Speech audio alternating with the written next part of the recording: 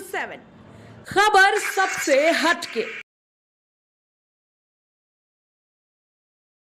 बिहार में घटनाएं घटती हैं उनको वो दर्शाते हुए नजर आ रहे हैं। देखिए, सबसे पहले तो हम ये क्लियर करना चाहेंगे कि क्राइम पे यानी कि अपराध पे आरजेडी के लोगों को बोलने का कोई अधिकार नहीं है। जिस तरह से आप याद करिए, न हमेशा हम लोग नहीं याद दिलाना चाहते जंगल राज जंगल राज, लेकिन वो लोग नहीं भूले हैं 90 के दशक में जो स्थिति बिहार की थी। और फिर बीच में जब जब इनको मौका मिलता है तो ये अपराध का ग्राफ बढ़ाने में लगे रहते हैं। जब जब इनको मौका मिलता है अपराधी बेलगाम हो जाता है, सत्ता का संरक्षण मिलने लगता है, आरजेडी का संरक्षण मिलने लगता है अपराधियों को, तो अपराधी उस समय बेलगाम होते हैं। उस समय इनकी बोलती बंद रहती है, उस समय इनको अपराध का ग्राफ दिखाई नहीं पड़ता। उस समय ये काला चश्मा लगा लेते हैं, काहे कि इनको मंत्रालय दिखाई पड़ता है। 5-5 मंत्रालय लिए बैठे रहते थे तो सिर्फ और सिर्फ वसूली में रहते थे। इनको अपराध का ग्राफ उस समय दिखाई नहीं पड़ता था।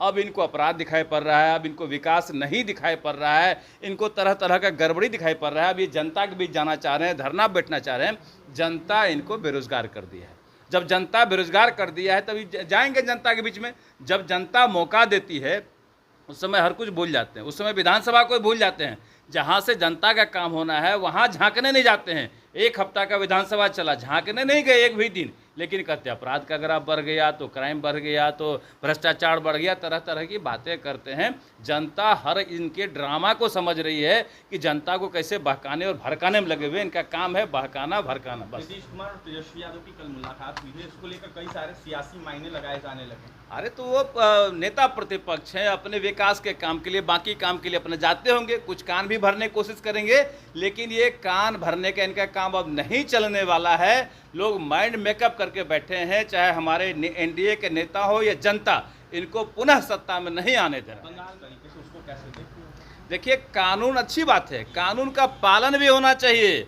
बंगाल में कोई कानून का पालन नहीं होता है, वहाँ गुंडागर्दी होता है, गुंडा का राज है। अब देख रहे जिस तरह से बलात्कार करके लोग घूम रहे हैं, इससे स्पष्ट होता है कि पूरे देश में अगर सबसे खराब हाल किसी राज्य का है तो वो बंगाल।